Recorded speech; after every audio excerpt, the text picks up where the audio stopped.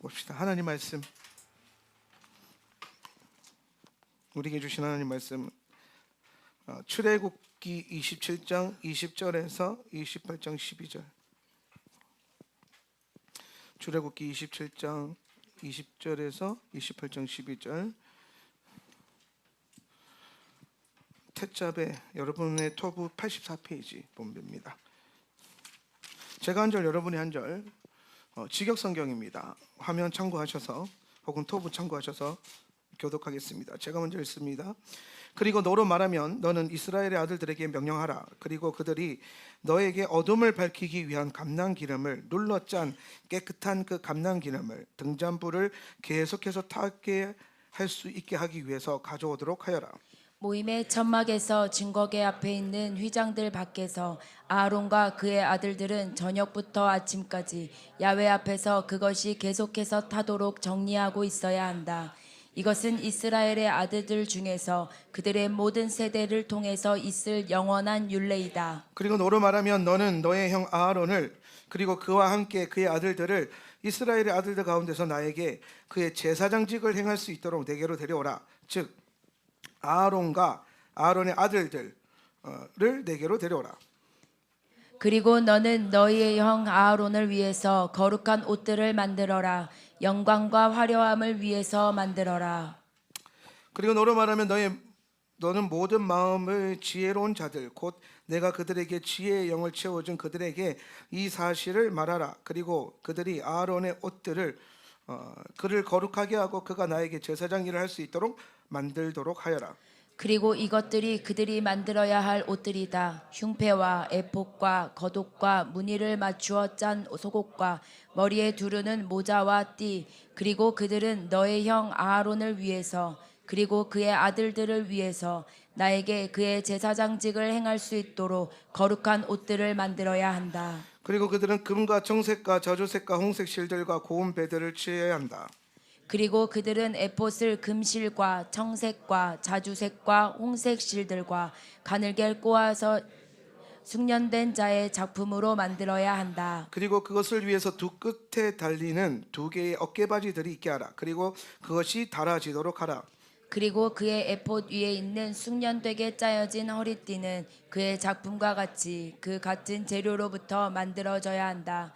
곧 금실과 청색과 자주색과 홍색 실과 꼬아진 배실로 만들어야 한다. 그리고 너는 두 개의 홍옥 돌들을 취해라. 그리고 그 위에 이스라엘의 아들들의 이름을 새겨라.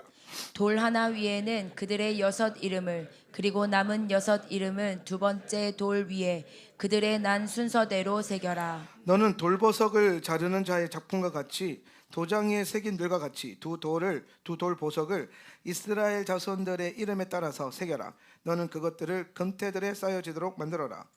그리고 두 보석들을 에봇의 어깨바지 위에 이스라엘의 아들들을 위한 기념의 보석들로서 붙여라. 그리고 아론은 그들의 이름을 야훼 앞에서 기념하기 위해서 그의 양 어깨 위에 매야 한다. 아멘. 네, 오늘도 함께 예배할 수 있으면 기쁩니다. 저도 우리 온라인으로 또 함께 참여하는 우리 성도님들 축복합니다. 일본에서 안성, 대구, 일본 매주 들어오시는데 일본에 귀한 분이 계시군요. 오하이오. 포항에서, 애월에서, 예, 뭐 많습니다. 포항이 성남, 경기도, 예, 양평, 예, 각자의 자리에서 하나님을 예배할 수 있는 은혜 주셔서 감사합니다. 그리고 이 현장에 오셔서 함께 예배하는 여러분을 축복합니다. 우리 가슴에 손을 얹고 우리 믿음의 고백합시다. 내 영혼이 잘 될 것입니다. 내가 하는 일이 잘 될 것입니다. 내 육신이 강건해질 것입니다. 이 모든 것을 이미 가졌습니다. 아멘. 옆에 있는 분들 인사합시다. 당신은 이미 다 가졌습니다.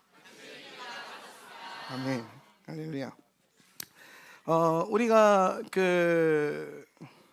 오늘부터 해서 이제 우리 선발대 출발하고 내일 후발대 오고 해서 나주에서 라스트로너 캠프를 진행을 합니다.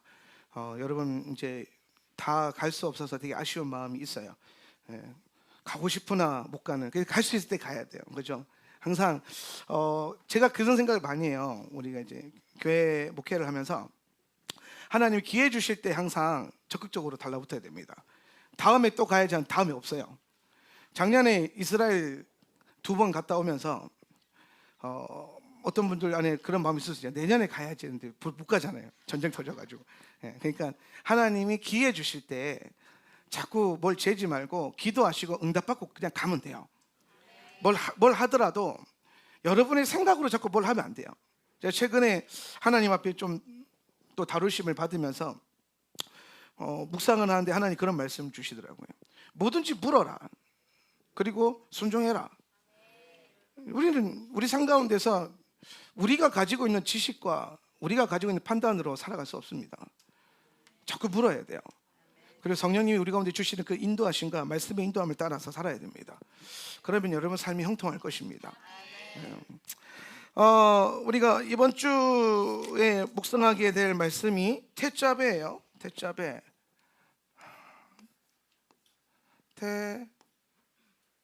태자배 해인가요? 태자배인데 한번 읽어보자. 태자배. 자, 태자배 할 때 타부가 앞에 오면은 2인칭이라고 그랬어요. 그렇죠?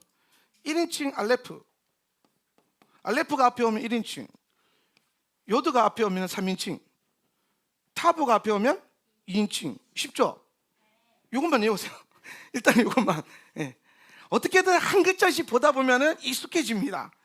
익숙해지면은 친밀해지면 열리는 거예요. 그래서 타부가 앞에 왔으니까 2인치니까 너는 이렇게 계시죠. 너는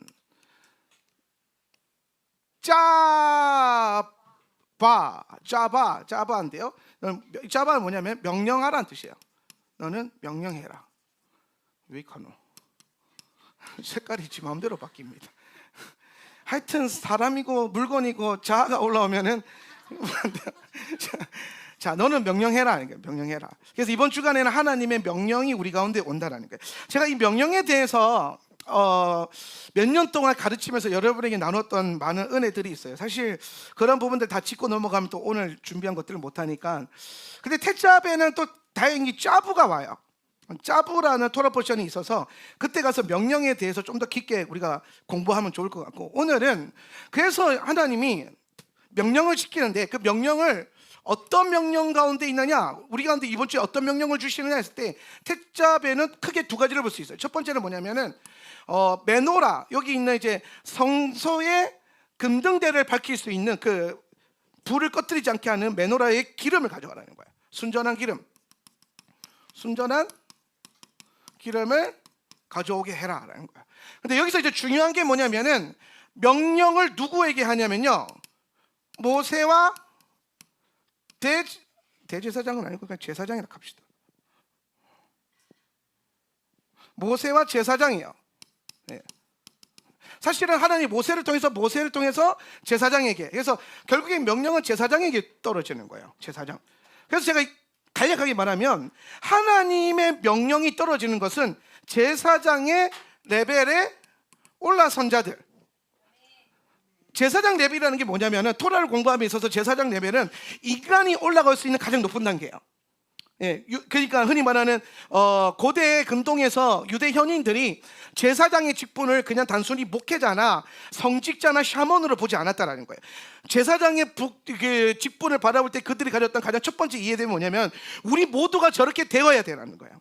여러분, 우리가 구약의 말씀을 오해하다 보면은 구약은 다 막혀 있고 못 가게 되고 율법으로 둘둘둘 말아놓은 것 같지만은 사실 율법의 그 신비, 토라의 신비 안에 들어가서 주님의 원래적 의도와 그 말씀의 원메시지를 공부해 보면은 구약부터, 아니 창세기 1장 1절부터 주님의 목적은 뭐냐면 그분의 자녀들이, 우리가 사람이 하나님께로 가까이 오는 거예요.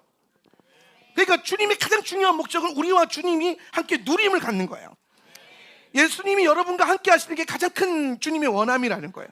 그러니까 뭔가 일을 하는 것도 아니고 어떤 사역을 하는 것도, 사실 일과 사역의 그 모든 것들은 주님과 동행하기 위한 하나의 목표이지 가장 큰 목적은 우리가 주님께로 들어가고 주님이 나에게로 오시는 것. 그래서 오늘 요한복음의 신비 안에서 말하는 것처럼 그리스도가 내 안에, 내가 그리스도 안에. 주가 내 안에 내가 주 안에, 이 합일의 은혜의 원리를 깨달아야 되는 거예요. 근데 이게 신약의 가르침이 아니라 말씀은 처음부터 우리에게 너희 모두는 하나님께 가야 된다는 거예요. 하나님의 보좌를 섬겨야 된다는 거예요. 보좌로 나아가야 되는데, 그 보좌로 나아갈 수 있는 그룹이 누구냐면은 제사장 그룹이고, 이 제사장 그룹을 우리가 이제 영적인 레벨로 나눌 때 제사장 레벨이라고 해서 가장 높은, 인간이 올라갈 수 있는 가장 높은 단계의 레벨을 우리가 소망해야 된다라는 거야. 그래서 우리가 이게 이 유대교적인 어떤 시스템으로만 성경을 자꾸 이해하면은 제사장이 뭐 혈통으로 타고 내려고 하지만은 성경은 계속 뭐라고 말합니까? 멜기세덱의 반차까지 얘기하면서 하늘로부터 난 제사장 그룹을 얘기하고 있어요. 여러분 모두죠. 너는 택한 족속의 왕 같은 제사장이라는 거예요. 예. 그래서 왕 같은 제사장이 뭐예요? 왕국의 제사장이라는 뜻이거든요. 주의 나라의 제사장이라는 뜻이에요. 왕 같은이라고 하는 번역이 틀린 번역이에요.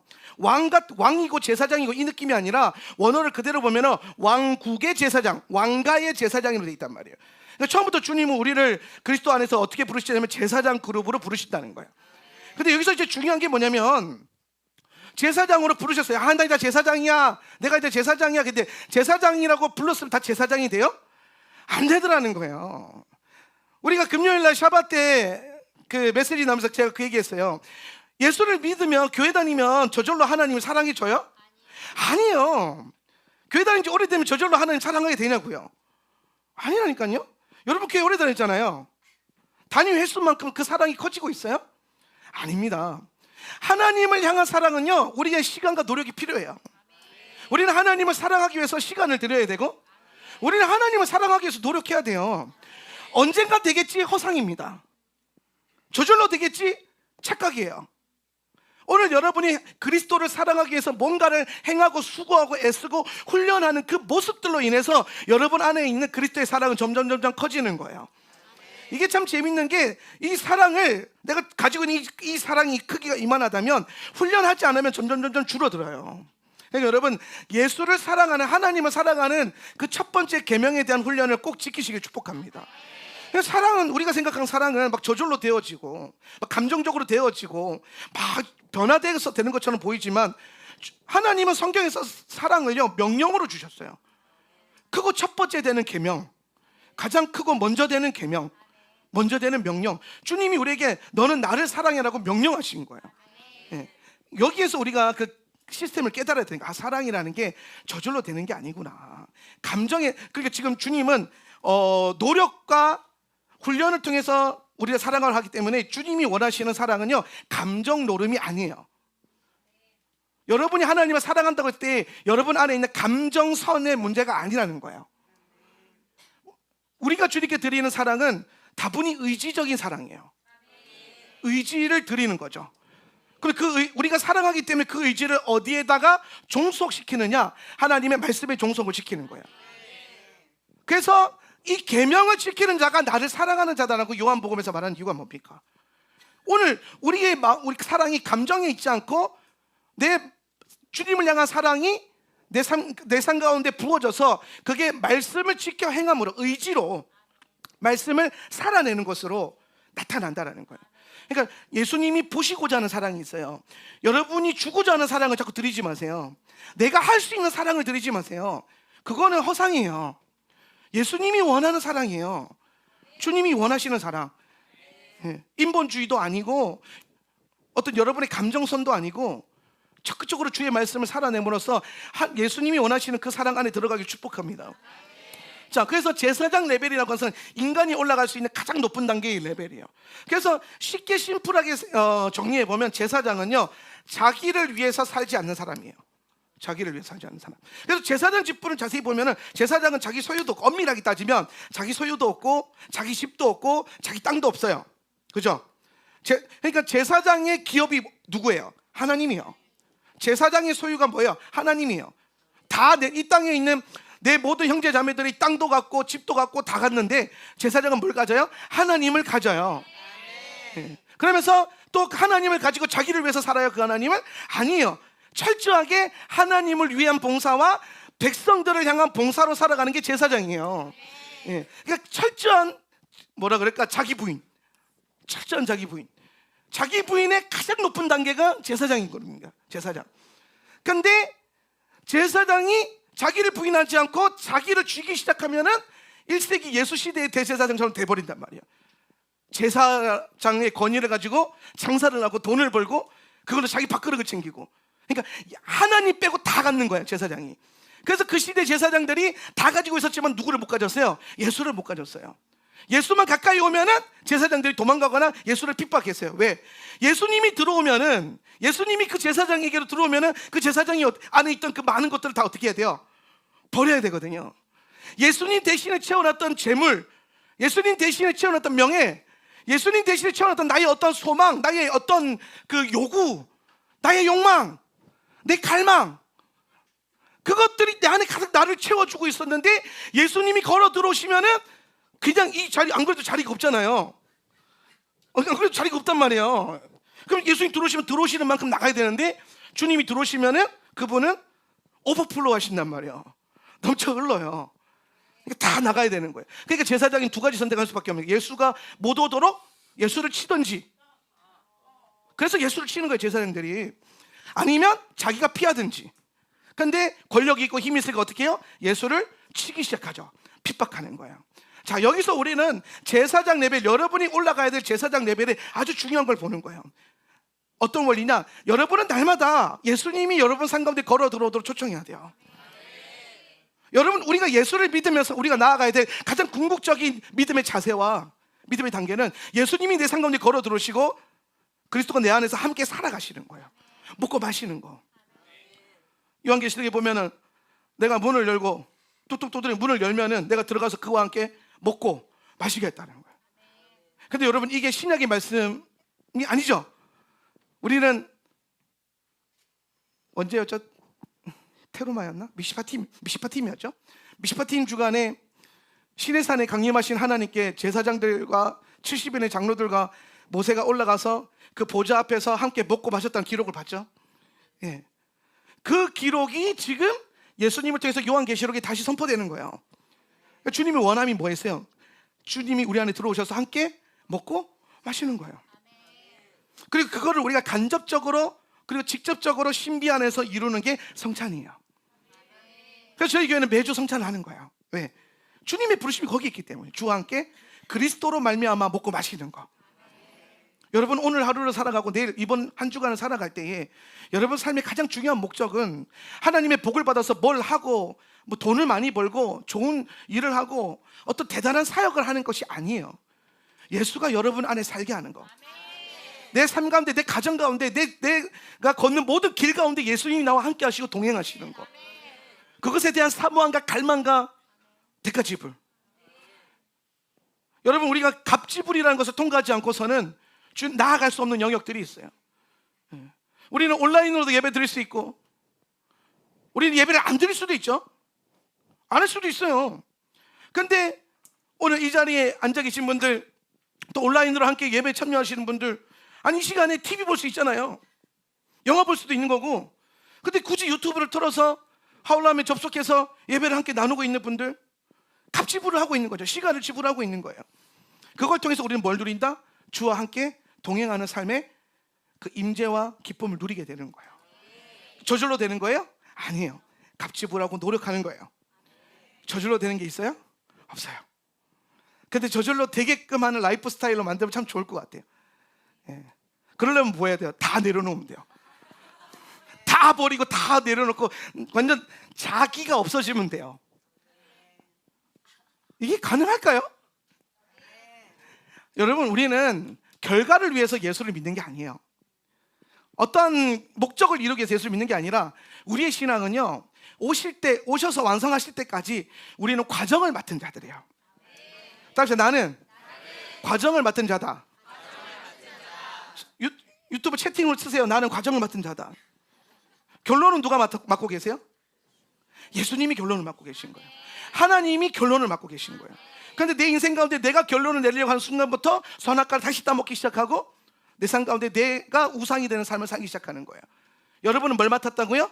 과정인 거예요. 그러면 나도 과정 가운데 있고 니도 과정 가운데 있고 니도 과정 가운데 있고 이런 거예요. 그죠? 우리 모두는 다 과정 가운데 있는 거예요.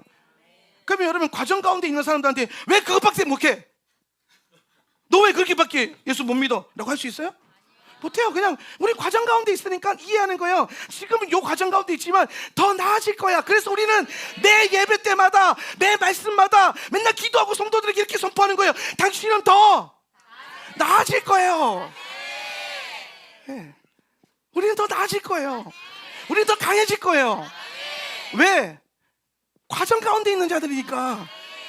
우리는 지금 과정을 맡은 자들이니까. 우리는 섣불리 남을 판단하지 않을 거예요. 우리는 섣불리 누군가를 정죄하지도 않을 거예요. 우리는 어떤 교회나 어떤 사역자들이 어떤 단체를 함부로 정죄하거나 판단하지 않을 거예요. 왜? 과정 가운데 있으니까. 주의 종이 넘어졌어요. 넘어질 수 있어요. 왜? 과정 가운데 있으니까. 하나님 살아계신다면, 그가 하나님과 걷기를 원한다면 여러 번 넘어지더라도 다시 일어나서 결론을 만나게 될 거예요. 그도 오실 주님이 우리의 결론입니다. 우리가 결론을 내려서는 안 돼요. 그래서 여러분, 형제자매들 바라볼 때 쟤는 안 돼, 저 집사는 안 돼, 저 형제자매는 안 돼, 우리 목사님은 소망이 없어, 막 이런 생각 하지 마세요. 우리는 뭐 가운데 있다고요? 과정 가운데 있다는 거예요. 그것이 우리에게는 힘이 되고 소망이 되는 거예요. 그래서 우리는 사람을 향한 소망이 생겨요. 제가 목회를 14년 하면서 우리 아내와 함께 이 교회를 14년 동안 목회를 하면서 참 많은 일들이 있었고, 많은 사람들을 만나고 많은 과정을 지나오면서 위기 때마다 항상 우리 안에 어떤 유혹이 오냐면, 인간에 대한 그 뭐라 그럴까요? 허무와 소망 없음, 인간의 그 실존과 실제에 대한 문제 앞에서 굉장히 철학적인데, 쉽게 설명하면은 사람이 싫어, 이런 말이에요. 사람은 소망이 없어, 사람은 안 돼, 이런 미혹이 밀려와요. 인간은 소망이 없어, 성도들은 소망이 없어. 근데 여러분, 제가 그 안에서 소망이 없으니까 그냥 하나님만 바라보고 살아가자, 이게 어떤 면에서 보면요 되게 거룩한 말씀처럼 보이지만, 여러분, 중요한 거는 우리는 그래, 인간은 소망 없으니까 하나님은 바라봐야지. 여기서 우리 가장 중요한 걸 하나 놓치고 있어요. 그게 뭐냐면, 하나님은 우리를, 사람들을 모아주셨고 불러주셨고 사람들을 붙여주셨다는 거예요. 여러분을 골방에 들어가서 하나님만 보게 하지 않으셨다는 거예요. 여러분의 삶 가운데 많은 사람들을 만나게 하셨고 마주하게 하셨다는 거예요. 거기서 여러분이 여러분의 감정과 여러분의 기준과 여러분의 상처로 인해서 소망 없음에 대해서만 얘기한다면 하나님의 뜻이 그 사람들에게 전달되지 않을 거예요. 하나님의 뜻이 일어나지 않을 거고 하나님의 일들이 일어나지 않을 거예요. 그 미혹이 왔을 때, 그래, 하나님만 바라보고 목회하면 돼 라고 생각을 했을 때, 그리고 또 수년이 지났을 때 주님은 저에게 계속해서 말씀하셨어요. 교회가 희망이고 공동체가 희망이고, 나는 하나님의 사람들이 일어나기를, 회복되기를 원한다. 그런데 자꾸 나는 뭐예요? 소망 없어요. 쟤도 소망 없고요, 얘도 소망 없고요, 쟤도 소망 없어요. 하나님만 있으면 돼요. 아니에요. 지난날에 저희 모습을 회개합니다. 저는 그런 설교를 많이 해서, 여러분 다 없어도 예수님의 인지만 있으면 된다고. 아니요, 있어야 돼요. 제발요. 제가 정말 크게 놓쳤던 게 그게 뭐냐면, 두세 사람이 모인 곳에 내가 너와 함께 하리라 그랬거든요. 지난주에 우리가 미시칸과 미크다시에 대해서 배웠잖아요. 미크다시, 주님의 임재죠. 근데 이 미크다시를 주님은 어디에다가 두셨다는 거예요? 미시칸에 두셨다는 거예요. 미시칸 성막, 교회 안에, 우리 모임 안에, 우리 공동체 안에, 내가 마주하는 그 사람들 안에 주님 뭘 두셨다는 거예요? 미크다시, 성소를 두셨고 당신의 임재를 두셨다는 거예요. 우리가 그래서 미시칸을 잘 지어가야 돼요. 자, 지난주에 우리가 미시칸 교회에 대한 중요성과 교회론에 대한 얘기를 했다면, 태자베 주간은요 우리 삶에 대한 문제를 나누는 거예요. 오케이, 교회 중요하다. 교회만 중요하면 또 이때 사람들이 막 교회 그러고 산단 말이에요. 그래서 제가 항상 말하잖아요. 자꾸 양극단으로 가지 말고, 토라는 균형이에요. 좌로나 우로나 치우치면 안 된단 말이에요. 근데 교회 중요한 게 배웠어요. 근데 교회가 중요한 것만큼 이 교회를 잘 섬기기 위해서 우리는 우리의 삶을 또한 잘 돌봐야 돼요. 그래서 태자베에서는 하나님이 명령하실 때 누구에게 명령하냐면, 제사장에게 명령해서, 제사장이 누구에게 명령하면은 하나님의 백성들에게 명령해요. 하나님의 백성들. 그리고 백성들이 삶 속에서 무엇을 가져와야 되는지, 첫 번째는 순전한 기름을 가져와야 된다는 거예요. 순전한 기름은 뭘 상징하냐면요, 백성들의 수고와 헌신이에요. 또는 희생이라고도 할 수 있어요. 예수를 위한 희생. 올리브유가 우리 가운데 주어질 때에는 그냥 주어지는 것이 아니라 눌려지고 찢겨지고 짓밟혀졌을 때에 비로소 가장 깨끗한 기름이 나와요. 이 말은 뭐냐면은 성도의 삶은 등 따시고 배부를 때에 좋은 기름이 나오는 게 아니라 짓눌리고 죄송합니다. 짓눌리고 짓밟히고 찢기고 밟혀야 주님이 프레스하든 세상이 나를 프레스하든 어떻게든 이 과정이 있어야 내 안에서 엑스트라 버진 같은 순전한 그 기름이 흘러나오는 거예요. 예. 그래서 우리 삶 가운데 주님을 향한 수고와 헌신과 희생, 고난들이 주님의 보좌의 이 성소 안에 있는 메노라의 불을 밝히는 기름이 끊어지지 않게 하는 은혜가 있다라는 거예요. 메노라는 교회를 상징하는 거고요. 교회 이 위에 붙어있는 불들은 성령의 임재를 말하는 거예요. 그러면 교회의 성령의 임재가 꺼지지 않으려면 뭐가 필요하다는 거예요? 성도들의 수고와 헌신과 희생이 필요하다는 거예요. 이게 삼박자가 맞아야 돼요. 예. 그렇게 돼서 순전한 기름에 대한 묵상을 하시면 되고, 근데 오늘 우리가 다룰 문제는 이제 핵심인데 이번 주에 우리가 올해의 택자를 통해서 제가 묵상하고 싶은 것은 제사장 의복이에요. 제사장 의복. 자, 제사장 의복. 제사장. 이번 주에 보면 제사장과 대제사장에 대한 옷에 대한 설명이 나오거든요. 우리가 아까 본문에도 읽었죠. 에폿과 겉옷과 그다음에 뭐 보석이 달려 있는 흉패를 잠깐 읽었어요. 제사장 의복. 자, 여러분 옷은 뭘 상징해요? 정체성. 예. 여러분 정체성은 결국에 뭘 상징해요? 삶을 상징하는 거죠. 삶. 내가 어떻게 살아야 하는가. 예. 옷에는 내가 어떻게 살고 어떻게 행동해야 되는가에 대한 비밀이 옷에 담겨 있어요. 성경적으로 보면. 그래서 어떤 옷을 입고 있느냐, 하나님이 어떤 옷을 입혀주시냐에 따라서 우리 삶의 부르심이 달라지는 겁니다. 그래서 제사장 의복을 여러분 자세히 보면은 우리 제사장이 입고 있는 그 대제사장이 입고 있는 옷이 있죠. 뭐 관 있고 그 위에 코데실라 야외에 써 있고 그다음에 뭐 가슴에 이렇게 보석들 막 주렁주렁 달고 있고 뭐 그다음에 뭐 하여튼 뭐 많죠. 겉옷도 있고 속옷도 있고 뭐 옆에 막 방울들이 달려 있어서 제사장은 지나갈 때마다 딸랑딸랑딸랑 거려요. 딸랑딸랑딸랑. 제사장의 사운드가 있어요. 제사장의 사운드. 여러분이 제사장이라면 여러분 삶 가운데 제사장의 사운드가 나와야 돼요. 예, 제사장의 사운드. 예. 그래서 이제 근데 그 제사장 의복은 단순히 제사장을 화려하게 꾸미는 요소가 아니에요. 제사장의 의복은 제사장이 입고 싶은 옷도 아니에요. 하나님이 이렇게 입으라고 명령하셨고 그렇게 옷을 만들었는데 그 옷이 제사장에게 주는 가장 중요한 것은 제사장의 삶에 대한 얘기를 하는 거예요. 이렇게 살아야 된다는 거예요. 우리가 제사장 의복을 보면은 이렇게 옷 입었구나 하고 있었지만 그 의복에 대한 히브리어와 여러 가지 단어들을 연구해 보면은 무엇을 깨닫게 되냐면은 제사장들이 어떻게 살아야 되는가에 대한 삶의 방식이 나와 있어요. 삶의 방식. 그러면 이제 머리끝부터 발끝까지 다 공부해야 되는데 이번 이제 한 30분밖에 안 남았는데 그 시간 안에 다 못하니까 딱 2개만 할 거예요. 2개 중에, 그러니까 머리끝부터 발끝까지 중에서 가장 중요한 게 어디에 있냐면요, 가슴에 있어요. 가슴. 왜? 가슴에는 뭐와 연결되어 있기 때문에, 마음과 연결되어 있기 때문에. 그래서 제사장이 삶을 살아갈 때에 그 마음 가운데 하나님이 뭘 품게 하시는가. 그래서 제사장 의복 가운데 가슴에 뭐가 있어요? 흉패가 있죠. 12가지 보석이 달려 있는. 또 뭐가 있어요? 예? 그렇지. 우림과 둠밈이 있어요. 그래서 우림과 둠밈과 제사장 흉패에 대해서 오늘 공부할 거예요. 우림과 둠밈. 자, 우리 교회는 우림이 2개가 있는데 둠밈은 없어요. 왜 둠밈은 어떻게 하기? 둠밈은 좀 웃긴 것 같아요. 이 우림은 예쁜데 이 둠밈은 좀 그래요. 네, 우리 교회는 우림이 2개가 있는데 네. 사실 이제 우림과 둠밈에 대한 어떤, 여러분이 사실 우림과 둠밈이 뭐 하는 건지는 아세요? 뭔가 문제를 두고 결정이 안 날 때에 우림과 둠밈으로 뽑아가지고 결정을 내리는 거거든요.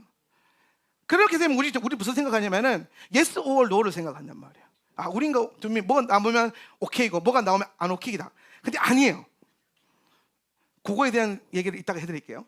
자, 그러면 다시 이제 앞으로 돌아와서 제사장의 의복은 제사장에 대한 삶에 대한 얘기를 하고 있는 것이다 라고 했어요. 자, 요 부분들을 제가 묵상하는 가운데 한 교리가 하나 한 교리가 딱 떠올랐는데 이게 유대 교리인데요. 그게 뭐였냐면은 신명기 5장 11절 말씀이었어요. 한번 읽어볼까요? 너는 시작. 너는 내 하나님 여호와의 이름을 망령되이 일컬지 말라. 나 여호와는 내 이름을 망령되이 일컫는 자를 죄 없는 줄로 인정하지 아니하리라. 아멘. 자, 저 말씀은 되게 유명한 말씀이에요. 그죠? 저 말씀 때문에 우리가 잘 알다시피 유대인들은 하나님의 이름 여호와라는 이름을 발음하지 않아요. 예. 그러니까 성경을 읽을 때 여호와가 있으면 하셴이라고 발음하든지 아니면 아도나이라고 발음을 해요. 그래서 이제 그 이름을 함부로 망령되이 일컫지 않는다. 그래서 우리는 그 모습을 보고 가끔 이제 그런 생각하거든요. 막 니들은 여호와 못하지 우리는 한다 하면서 이러면서 여호와 막 그들이 그 단어 하나에 집착하고 있는 그 모습을 약간 조롱하기도 하고 막 그래요. 예. 근데 제가 이제 이 여호와 이름을 망령되이 일컫지 말라 저거를 힐룰 하셴이라 그래요. 쓰세요. 이거 되게 중요한 거예요. 힐룰 하셴. 힐룰 하셴이라는 건데 힐룰 하셴은 유대교에서는 되게 중요한 교리고 심각한 범죄예요. 뭐냐? 여호와 이름을 망령되이 일컫는 것, 부정하게 만드는 것, 그 이름을 부정하게 만드는 것이 힐룰 하셴인데, 근데 이제 미시나나 미드라시 같은 자료를 제가 이제 공부하면서 찾아볼 때 거기에 자주 나오는 랍비들이 있어요. 뭐 스포르노나 라시밤이나 라시나 뭐 샴마이 힐렐 뭐 이런 분들이 있거든요. 근데 그 중에서 라시밤이라고 하는 한 랍비가 힐룰 하셴에 대해서 뭐라고 말하냐면은 여호와의 이름을 망령되이 일컫는 죄는 여호와의 이름을 발음하는 문제가 아니라는 거예요. 네. 그 이름을 발음하는 것 자체가 죄가 아니라 뭐가 죄냐면은 우리의 성도의 삶 가운데 하나님의 이름을 가리거나 영광스럽게 못하는 일들을 행한다면, 그런 삶을 살았다면 그 모든 것이 다 힐룰 하셴이다라고 얘기하는 거예요. 이게 이해가 되세요? 자, 우리는 그동안 유대인들을 어떻게 이해하냐면 우리는 생각보다 유대교를 너무 편협하게 알고 있어요. 우리는 유대교를 잘 몰라요, 사실은. 그래서 그냥 겉으로 보이는 것만 이거 무거운 거 안 들고 안식일에 여호와의 이름 함부로 발음하지 않고 절기 때마다 예루살렘 가고 막 그런 걸로밖에 모른단 말이에요. 그러니까 마치 유대인들이 되게 겉모양과 형식으로 육체적인 행위로 죄를 안 지으려고 애쓰는 그룹으로만 보인단 말이에요. 근데 자세히 이들의 그 교리와 삶을 연구해 보면은 단순히 육체적인 행함의 문제가 아니라 그들은 항상 그들의 마음 안에 하나님을 향한 애씀과 갈망이 있어요. 예. 제가 좋아하는 작가 중에 아브라함 헬셀이라는 작가가 있는데, 아브라함 헬셀이 쓴 안식이라는 책에 보면요, 이 책은 참 놀라워. 분명히 유대인이 쓴 책이에요. 예. 근데 헬셀은 유대교 스승이었고 유대인으로 죽어서 끝까지 예수를 못 믿었거든요. 그런데 그가 가르치는 책에서 율법을 대해서 뭐라고 하냐면, 이웃을 사랑하는 데 있어서 율법을 회방한다면 그 율법을 넘어서는 것이 진정한 율법의 지킴이다, 이 얘기를 하는 거예요. 우리는 전혀 반대로 그죠. 유대인들은 사랑 먹고 그냥 행함으로 한다 그러는데, 헬셀은 진짜 네가 유대인이라면, 네가 진짜 야훼를 믿는 사람이라면 이웃을 사랑함에 있어서 율법이 회방이 된다면 그 율법을 넘어갈 수 있어야 된다. 그게 진정한 유대인이라는 거예요. 그러니까 여러분, 우리는 생각보다 잘 몰라요. 우리가 되게 유리하게 우리는 들은 걸 풍문으로만 알았거든요. 근데 그 풍문으로 아는 것도 정확하지도 않은 거예요. 힐룰 하셴을 제가 공부하면서 여호와 이름을 망령되이 일컫는, 그래서 그 이름만 발음 안 하면 단가? 그 문제가 아니었던 거예요. 만약에 내가 내 삶 속에서 누군가가 나의 삶의 문제를 보고 어이구 예수 믿는 거 저 뻔하지 이렇게 된다면 나는 힐룰 하셴을 범한 거라는 거예요. 그분의 이름을 다른 사람들로 하여금 뭐 하는 거예요? 영광스럽지 못하게 만들었기 때문에. 그리고 힐룰 하셴이라고 하는 이 죄가 나오게 된 가장 중요한 명령은 뭐냐면 키두시 하셴이에요. 키두시 하셴. 하나님의 이름을 거룩하게 하는 거, 영광스럽게 하는 거.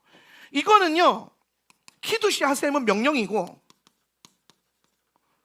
힐룰 하셴은 이것을 어겼을 때 생기는 죄예요. 죄의 문제예요. 성경에는 여호와 이름을 망령되이 일컫지 말라 이렇게 나오지 않아요. 이게 이제 죄에 대한 율법이고, 이것을 기초로 한 언약은 뭐냐면은 여호와 이름을 영광스럽게 하는, 하나님의 이름을 거룩하게 하는 것. 그래서 예수님이 제자들에게 우리 기도를 가르쳐 주세요. 예수님이 뭘 가르쳐 줘요? 이름이 거룩히 여김을 받으시면. 이게 유대적인 거예요. 이게 유대인들이 가지고 있었던 진짜 율법에 대한 본질. 왜냐하면 이게 무슨 말이냐면, 여러분이 좀 이해하셔야 될 게, 토라가, 자, 토라는 오경만 뿐만 아니라 하나님의 모든 말씀을 토라라고 해요. 토라인데, 근데 토라는 두 가지의 구조가 있어요. 첫 번째는 언약이고, 두 번째는 율법이에요.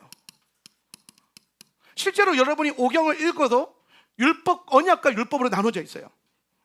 근데 신약 성경에 보면 뭐라고 말하냐면, 율법은 범법함으로 인하여 더해진 것이라고 얘기해요. 기억나시죠 그 말씀? 예, 율법이 무엇이냐? 범법함으로 더해진 것이 아니냐는 거예요. 그러니까 처음에 하나님은 우리에게 율법을 주실 생각이 있었다 없었다? 없었다는 거예요. 하나님 우리에게 뭘만 주셨다는 거, 처음부터 언약을 하고 약속만 주셨다는 거야. 약속만, 언약을 주셨다는 거야. 그러니까 토라의 가장 기초와 베이스는 뭐예요? 율법이 아니라 언약이에요. 언약. 근데 이 언약을 줬는데, 언약은 약속이잖아요. 근데 약속은 어떤 리스크가 있냐면은 깨질 수 있는 거예요. 약속은 서로에 대한 신뢰 안에서 약속된 것은 서로가 이 약속을 행해야 되는 의무가 있는데, 그거를 불이행하게 될 때에 생기는 여러 가지 리스크가 발생하겠죠. 그죠? 그래서 그 리스크에 대한 법이 생기고, 그렇게 하지 못하도록 법이 생기는 거예요.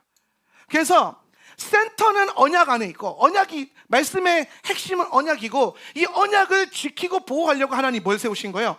율법의 울타리를 세우신 거란 말이에요. 자, 여기까지 이해되세요? 자, 그러면 우리가 신명기 5장 11절을 봤을 때에 여호와 이름을 망령되이 일컫지 말라, 이거는 언약이 아니라 뭔 거예요? 율법이에요. 그죠? 근데 그러면 이 율법이, 저 말씀이 율법이라면 저 말씀에 대한 언약이 있겠죠? 그게 뭐라는 거예요? 이름이 거룩히 여김을 받으시오면. 그러니까 이게 하나님은 그걸 위해서 저걸 주신 거예요. 이해가 되세요? 그렇게 그러니까 하나님 이름 함부로 발음할까 봐, 야, 뭐 이런, 야, 그래서 야, 이런 삶을 살려고 주신 게 아니라, 여호와 이름 망령되이 일컫지 마, 이 말에 그 내면의 언약과 하나님의 의도는 뭐냐면, 하나님의 이름을 너는 거룩하게 해야 된다. 너는 거룩한 백성이니까 하나님의 이름을 거룩하게 해야 돼라는 하나님의 의도가 있는 거예요. 근데 율법은 한계가 있거든요. 율법의 한계가 뭐냐면은, 참된 진리이신, 율법이 본체이신 예수님이 이 땅에 그 실체로서 오시기 전까지는 그림자로서의 역할을 할 수 있단 말이에요. 율법이 가지고 있는, 구약이 가지고 있는 역할은 그림자. 그래서 이 토라는 그림자이고, 어떤 면에서 모형이고 예표이기 때문에 이게 실체로 그대로 드러낼 수가 없어요. 그러니까 제가 그림자인 거예요. 함부로 말하지 마. 근데 실체가 오셔서 뭐라고 말합니까? 하나님, 너희는 이렇게 기도해라. 여호와 이름을 함부로 망령되이 하지 않도록 도와주세요. 이렇게 기도하라고 했어요? 반대로 얘기하죠. 이름이 거룩히 여김을 받으시오며. 예수님이 이 땅에 오셔서 행하신 모든 것들은 율법 안에 드러나 있었던, 토라 안에 드러나 있었던 율법적 체제를 언약적 시스템으로 다 바꿔서 본체를 드러내신 거예요. 모세는 이렇게 가르쳤지만 나는 이렇게 말한다. 모세를 까면서 예수님을 드러내신 게 아니에요. 모세가 가지고 있었던 율법적 한계를 예수님 안에서 완성시키신 거예요. 이게 내 원래 의도야. 왜냐하면 율법을 주신 게 누구예요? 예수님이잖아요. 나는 이 마음으로 모세에게 줬는데, 모세가 사람이고 모세 시대 때까지 계시가 이만큼이었기 때문에 열릴 수 있는 게, 진짜 빛이신 주님 오시기 전까지는 요만큼밖에 안 열리니까 모세가 이렇게 가르쳤던 거지, 원래 모세가 이걸 가르쳤을 때에 원했던 하나님의 목적은 이거야 하면서 말씀하신 게 이름이 거룩히 여김을 받으시오면 하는 거예요. 이해가 되세요? 자, 그럼 여러분이 하나님의 이름을 거룩하게 하는 데 있어서는 발음 많이 하면 거룩해져요? 발음 안 하면 거룩해져요? 아니요. 그러면 여러분, 하나님의 이름을 함부로 망령되이 일컫지 말라도 똑같은 시스템인 거예요. 함부로 말한다고 망령되어져요? 말 안 한다고 안 망령되어져요? 아니라는 거예요. 그럼 여러분, 우리는 어떻게 하나님의 이름을 영광스럽게 할 수 있어요? 똑같아요. 아까 힐론 하셈의 핵심이 뭐라고요? 누군가가 여러분을 봤을 때 저 사람 왜 저래? 교회 다녀? 교회 다닌 것들이 다 그렇지. 힐론 하셈. 누군가가 세상 사람들이 여러분을 바라보면서 저 교회 다니는 거 저런 거 다 저렇지. 힐론 하셈. 이해가 되세요? 그런데 누군가가 여러분에게 와서 당신 뭐 하는 사람이길래 이렇게 왜 이렇게 친절해? 왜 이렇게 친절해? 근데 사실은 목사예요. 그러니까 왠지 좀 다르더라. 기두시 하셈. 이런 느낌이야. 그러니까 우리는 그분의 이름을 거룩하게 하기 위해서는 뭐가 필요하다? 우리의 삶 속에서 예수님의 이름을 영광스럽게 하는 삶에 뭐가 필요하다? 모습들이 필요하다는 거예요. 자, 그럼 제가 왜 제사장 의복을 얘기하면서 힐로라 셈에 대한 얘기를 끌고 왔냐면은, 하나님이 우리에게 요구하시는 삶의 모습들은 키두시 하셈, 그분을 영광스럽게 하고 아름답게 하는 거예요. 그걸 위해서 주님이 주신 게 제사장 의복의 비밀이에요. 그래서 제사장 의복은 우리가 주님을 키두시 하셈 할 수 있는 원리를 담고 있는데, 제사장 의복에서 첫 번째 우리가 다룰 게 우림과 둠밈이에요. 우림과 둠밈. 히브리어는 툼밈이라고 하는데, 왜냐하면 자, 우림이라고 하는 것은 오르, 그죠? 오르, 빛. 빛은 무슨 뜻이에요? 진리. 빛은 진리예요. 그래서 우림은 진리란 뜻이에요. 사실은 진리 안에 거하는 우리의 삶을 말하는 거예요. 그리고 의, 진리와 의. 그래서 진리와 의는 뭐에 소속된가 하면, 우리가 가지고 있는 것도 아니고 내가 가질 수 있는 게 아니에요. 여러분, 빛을 여러분이 원하는 대로 해서 비출 수 있어요? 빛은 그분이 비춰주신 거예요. 우리는 빛에 대해서는 받을 수밖에 없어요. 그렇죠? 의도 마찬가지예요. 여러분이 착한 일 한다고 의로워져요? 칭의를 받는 거예요. 그분이 나를 의롭다 칭해줘야만 돼. 이게 의와 진리는 빛처럼 하나님으로부터만 오는 거예요. 그리고 이 빛은 시작점 자체가 이 땅에 속한 게 아니죠. 공중도 아니죠. 시작이 어디예요? 그리스도의 보좌죠. 보좌로부터 온 빛이에요. 그리고 그 빛을 이 땅에 우리가 자연계에서 누릴 수 있도록 발광체를 만드신 거예요. 빛이 먼저 창조가 되고 발광체가 나중에 창조되니까. 자, 그리고 그 빛의 근원은 뭐냐면은 주의 보좌예요. 거기서부터 이 땅에 빛을 주님이 비춰주신 거라고요. 그러니까 우리는 빛을 나타내거나 행하는 게 아니라 빛을 받을 수밖에 없는 존재예요. 빛을 받는 존재예요. 우림은 주님의 빛 안에서 진리와 의를 받아서 그 의와 진리 안에서 살아가는 삶을 말하는 거고요. 둠밈은 온전한 이런 뜻이에요. 순전한. 둠밈의 뜻은 온전함과 순전함인데, 이거는 거룩함을 말하는 거예요. 거룩함. 자, 하나님의 빛을 받은 우리가 그 빛 안에서 살아갈 때 우리는 거룩하게 구별된 삶을 살 수 있죠. 그죠? 그래서 거룩함은 내 의지로부터 또 나오는 거예요. 자, 우리는 우림과 둠민을 자꾸 뭐로 우리는 이해하냐면은, 이제 성경 읽어보면 문제가 생겼을 때 제사장이 우림과 둠민 손에 넣어 꺼내가지고 이것이 결과다 이렇게 말하거든요. 그래서 그러면 우림이 예스고 둠민은 노구나, 처음에 이렇게 생각했는데 뜻을 찾아보니까 안 그런 거예요. 그러니까 이게 무슨 말이냐면요, 우림과 둠민은 예스와 예스예요. 노가 없어. 그러니까 여러분, 우림과 둠민은 예스와 예스라면은 이거는 뭐를 가리는 게 아니에요. 옳고 그름을 가리는 게 아니에요. 우리 제사장의 가슴에 있는 이 우림과 둠민의 기능은, 목표는 무엇이 옳으냐 무엇이 틀리냐를 가리기 위해서 주신 게 아니라, 이거 돌이거든요. 두 개 다 돌이에요. 돌. 근데 그 돌을 딱 꺼내면 주님의 우림을 꺼냈어요. 그러면은 주님의 진리로 지금 너의 삶의 문제, 이게 예를 들어 내 삶에 문제가 있어. 어떻게 해야 될지 모르겠어. 그러면 어떻게 할까요? 꺼내는 거예요. 근데 그랬을 때 이렇게 해라 저렇게 해라, 뭐가 옳다 뭐가 그러다, 선악과 문제가 아니라고요. 예수님은 계속 우리가 선악과 기준을 버리기를 원하세요. 우린과 둠밈은 선악과, 선과 악으로 보면 안 돼요. 내가 그 기준을 가질 수 있다고 생각하면 안 돼요. 우리가 할 수 있는 거 딱 하나예요. 내 안에 있는 진리를 끄집어내서 그 진리를 가지고 내 삶을 비춰봤을 때에 그분의 빛과 영광이 내 삶을 향해서 뭐라고 말하는가라는 거예요. 이거는요, 주님의 말씀의 계시에 대한 문제예요. 이게 이해되세요?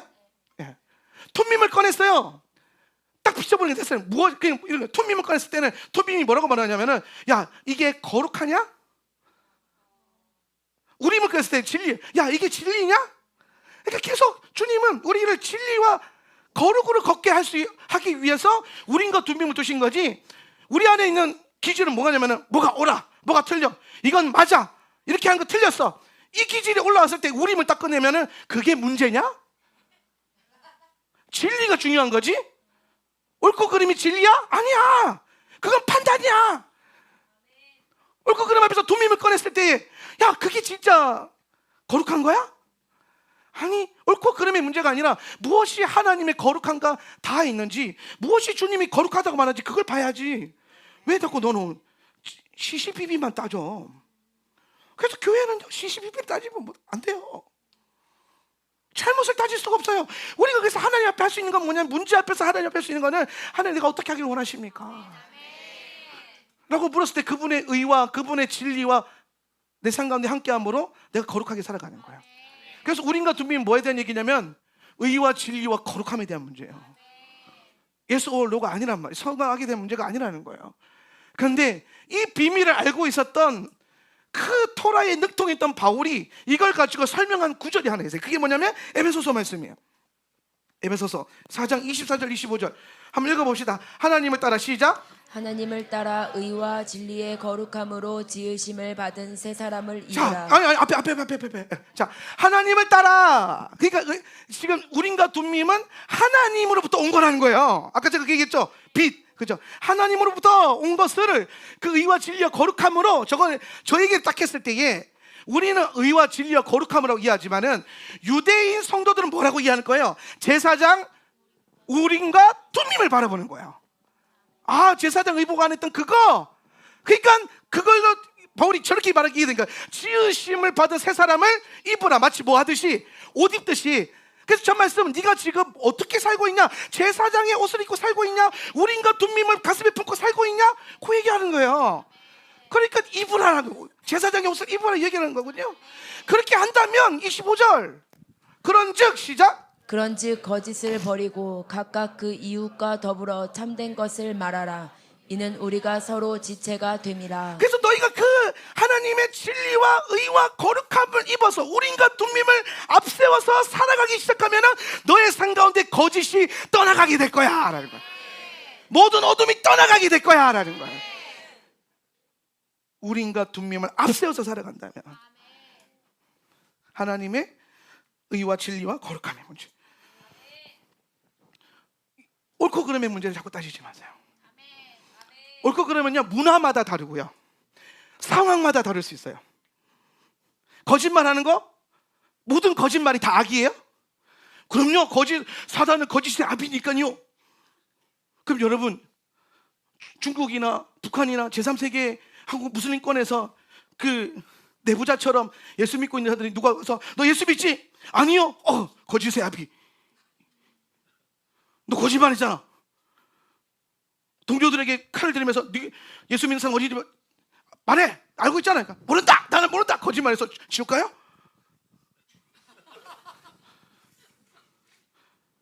여러분, 내가 좀 극단적으로 예화를 드는 이유는 좀 선명하라고 하는 거예요. 선명하라고. 근데 우리 삶 속에 이런 문제가 진짜 많다라는 거예요.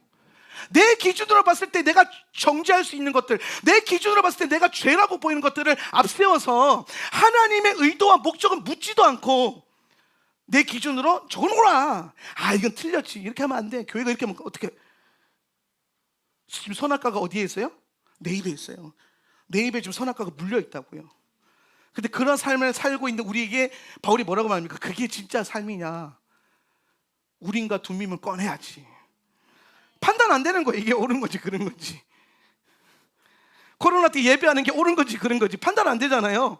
그럴 때 우린과 둠밈을 꺼내라는 거예요. 옳고 그름의 문제, 법과 불법의 문제가 아니잖아요. 그 도저히 모르겠는 거예요. 어떤 목사님은 코로나 때 예배 안 드리는 게 덕이라고 그러고, 어떤 목사님은 예배를 사수하는 게 하나님을 섬기는 거라고. 둘 다 목사님이 하는 말인데 다 똑같단 말이에요. 근데 결과는 다 달라. 어떻게 해야 돼요? 오늘 우리에게 주시는 주님의 빛을 비춰서 우린과 둠밈을 꺼내는 거예요. 결국에는 우린과 둠밈을 꺼낸다는 것은 뭐냐면은 내가 어떠한 문제와 상황에 대한 판단을 내가 가져가지 않고 하나님께로 옮기겠다라는 거예요. 제사장의 지식과 제사장의 생각으로 이 문제를 판결하는 것이 아니라, 판결의 흉패거든요. 우린과 둠밈이 원래 뜻이 판결의 주머니라는 뜻이에요. 그 판결권을 누구에게 넘기겠다는 거예요? 하나님께 넘기겠다는 거예요. 그래서 손 넣어서 짚는 거예요. 그래서 진리에 비춰보고 거룩함에 대해서 비춰보고 오늘 우리 안에 의가 흐르도록 만드는 것이 우린과 둠밈의 목표라는 거예요. 그러니까 여러분, 우린과 둠밈의 삶, 제사장의 삶의 핵심이 뭐예요? 주권 포기, 권리 포기. 나는 이런 거 나올 때마다 젊은 시절에 예수전도단 친구들 핍박하고 욕했던 거 참 많이 회개해요. 그래서 자꾸 우리 교회 예수전도단 섬기라고, 네가 그렇게 욕했으니까 욕한 만큼 섬기라고 자꾸 보내주신 것 같은데 축복합니다. 예. 그럴 수 있죠. 우리 과정 가운데 있으니까. 브라더 앤 시스터. 예. 북쪽은 열방이 책임지고 남쪽은 하울람이 책임지고. 자, 그래서 우린과 둠밈의 핵심은 뭐냐면은 문제에 대한 판단에 대한 방법과 모든 주권을 우린과 둠밈을 손 넣는다는 거예요. 주권을 내가 가지지 않겠다라는 거예요. yes or no가 아니에요. 옳고 그름에 대한 문제도 아니고 선악에 대한 문제도 아니에요. 무엇이 하나님의 뜻인가? 그래서 내가 나를 속이고 있는 거짓을 버리고 우리를 속이고 있는 거짓을 버리려면 끊임없이 그리스도의 빛이 우리 가운데 비치도록 해야 되는 겁니다. 자, 그래서 우린과 둠밈이 풀어지게. 자, 이제 아시겠죠? 우린과 둠밈? 이거 이렇게 가르쳐줘서 별로 없어요. 잘 들으셔야 돼. 내년에 까먹지 마세요. 종말할 때. 그래서 우린과 둠밈이 이런 거구나 이해하시고, 두 번째로 제사장 가슴에 이제 12보석. 12보석은 뭐 상징이야? 12지파, 그죠? 12지파의 이름이 새겨진 흉패를 제사장이 달고 있어요. 무거울 것 같아요. 보석도 크더라고요. 알이 커. 좋은 건데 이제 무게가 있는 거예요. 돌이 탁 있어요. 자, 그러면 이제 이건 뭘 말하냐면 이런 거예요. 좀 시간이 얼마 없으니까 되게 심플하게 설명할게요. 자, 지금 우리 고대 근동으로 돌아가 봅시다. 고대 근동 갔을 때에 이스라엘 백성들이 광야에 진치고 있어요. 제 주의 임재가 있죠? 주의 임재가 어디에 있어요? 지금 지성소에 있죠, 그죠? 지성소에 있어요. 지성소에 주님의 임재가 있어요. 근데 이 지성소에 하나님 누구만 갈 수 있어요? 대제사장만 갈 수 있어요. 자, 근데 하나님의 목적은 아까 내 설교 시작할 때 얘기했는데 하나님의 목적은 뭐에 있다고요? 우리 모두가 어디로 가는 거? 주의 보좌로 가는 거, 그죠? 여기 지성소는 보좌예요. 보좌. 그래서 지성소에 벗기 위해 시은 자가 있는 거예요. 자, 주님의 목적은 모든 백성들이, 하나님의 백성들이 보좌로 가는 거예요. 그런데 구약 시대는 아직 참된 진리신 예수님이 오셔서 모든 것을 다 해결하지 않았기 때문에 우리가 부분적으로 보고 부분적으로 알고 부분적으로 아나, 그죠? 근데 온전한 것이 올 때에는 부분적인 것이 폐해지고 그 온전한 것을 받게 되는 거예요. 그 온전한 것이 뭐예요? 예수 그리스도. 그죠? 자, 그러면은 그 예수님이 오시기 전까지는 주님은 이 지성소에 모든 백성들이 들어오기를 원하지만은 백성 중에서 부분적으로 딱 몇 명을 구별해서 오게끔 하는 거예요. 그게 누구예요? 대제사장인 거예요. 근데 주님의 목적은 뭐였어요? 백성이 다 오는 거. 그래서 하나님이 한 가지 뭐라고 해야 되나? 꼼수라고 해야 되나? 뭐라고 해야 되나? 적당한 단어가 없는데 지혜? 그분의 지혜, 그래, 그분이 한 가지 기지를, 이게 지혜까지는 좀 너무 거대하고 기지를 발휘하신 이 아이템이 뭐냐면은 이 백성들의 이름이 그렇죠. 하나님 대한테 꼼수를 좀 그렇죠. 나쁘니. 그래서 백성들의 이름이 기록되어 있는 흉패를 제사장이 걸게 하는 거예요. 자, 이름은 뭐라 그랬어요? 셈 뭐예요? 본질. 이름은 뭐예요? 본질. 그건 백성들의 이름이 백성들 그 자체라는 거예요. 그럼 대제사장이 지금 12지파의 이름을 흉패 보석에 딱 새겨가지고, 이게 자기 마음인 건데 마음에 새겼어요. 보석이 달았어요. 그리고 이걸 메고 지성소로 들어가요. 그러면 들어가는 거 지 혼자 들어가는데 하나님 보시기에는 모든 백성이 다 같이 들어오죠. 그죠? 주님은 이때부터 당신의 일을 이루셨어요. 네. 주님은 이때부터 여러분을 계속 콜링하죠. 그래서 다만 그거를 대제사장이 짊어지고 갔을 뿐이야. 그러면서 이 대제사장을 또 누구의 예표로? 예수 그리스도의 예표로. 지금 주의 보좌로 처음에 가장 먼저 올라가신 분이 누구예요? 예수님이죠. 부활하시고, 그죠? 예. 그 전까지 죽은 자들은 다 수고에 있었잖아요. 예. 그 다음에 예수 부활 후에 그 무덤이 열리고 죽은 자 일어나서 보좌로 올라가는 거거든요. 근데 가장 먼저 주님이 이 백성들을 데리고 흉패에 새겨가지고 십자가에서 죽으셔가지고 아버지께로 올라가셨단 말이에요. 대제사장으로서 온 백성을 대표하는 게 아니라 품고. 예. 이 말은 뭐냐면 예수님이 가슴에 모든 백성들의 이름을 새기시고, 예수님의 가슴에 내 이름이 새겨져 있어요. 그거 새기시고 십자가에서 그거 새기시고 부자로 가시는 거예요. 이게 얼마나 영광스러워요.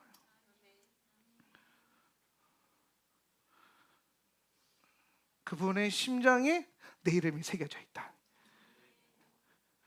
정신 차려. 울면 안 돼. 자, 그래서 자 보세요.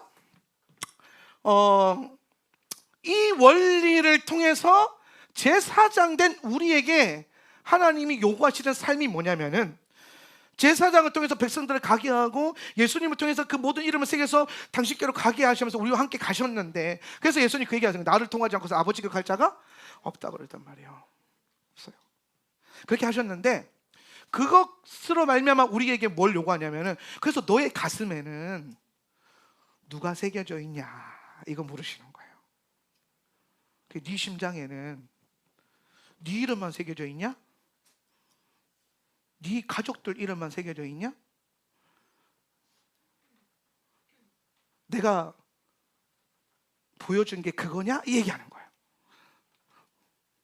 내가 대제사장의 삶을 통해서 그리스도의 십자가의 그 부활과 승천의 그 삶을 통해서 내가 보여준 게 네 가슴에 네 이름만 새기고 네 가족만 새기고 하라고 보여준 거냐?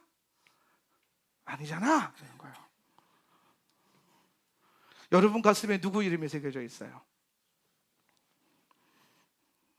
우리는 이 마지막 때의 한국교회 안에 제가 발견하는 가장 큰 슬픔이 뭐냐면 신앙의 개인주의예요.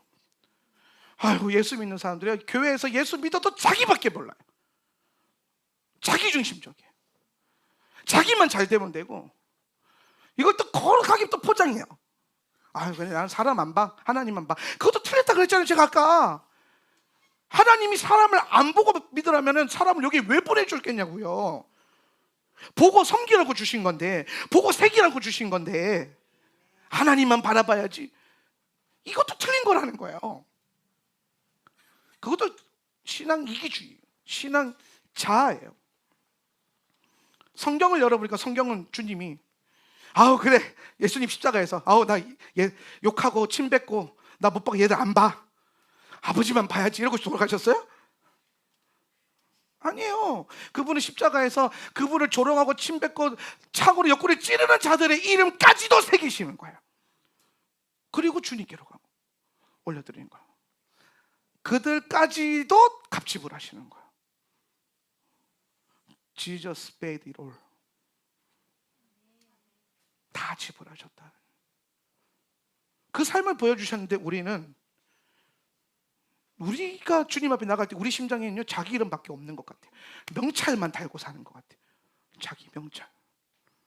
근데 성도의 삶은 그게 아니라는 거예요. 제사장의 삶은 그게 아니라는 거예요. 제사장의 가슴에는, 제사장의 심장에는 제사장의 이름의 명찰을 떼버리고 거기에 하나님이 내게 붙여준 백성들의 이름과 하나님이 내가 기도하라고 주신 백성들의 이름과 공동체의 이름과 형제 자매들의 이름을 내가 품고 기도로 나아갈 때에 다 함께 나아가도록, 그렇게 주님께서 성막과 제사장의 의복 안에서 그 원리를 만드셔서 네 가슴에 네 이웃의 이름을 새겨라는 거야. 네가 나를 정말 사랑한다면 네 가슴에는 이웃의 이름이 새겨져 있어야 돼. 여러분 지금 중보하고 있는, 여러분이 기도하고 있는, 여러분이 품고 있는 형제 자매들이 얼마나 됩니까? 그냥 주일날 예배 와서 예배만 드리고 내가 은혜 받으면 다 하고, 내가 뭔가 말씀을 배워서 내 삶을 의롭게 만들고 내 삶을 거룩하게 만들고 내 삶을 복되게 만드는 것이 그리스도의 목적이 아니라는 거예요. 주님의 목적은 모든 백성들을 주님께로 나아가게 하는 거예요. 그래서 여러분, 제사장이랑 예배자가요 약간 달라요. 예배자는요 자기가 하나님께로 가까이 가는 자예요. 하나님께로 가까이 가는 자. 제사장은요 누군가를 하나님께로 가까이 데려가는 자예요. 제사장은 데려가는 자.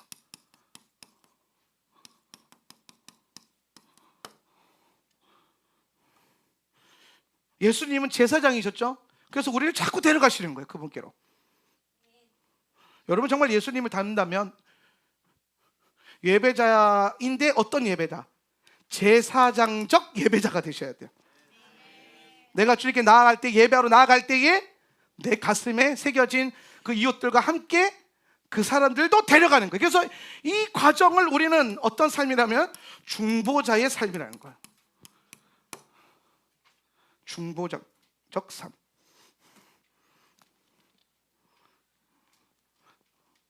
이게 두 번째 제사장의 삶의 방식이에요.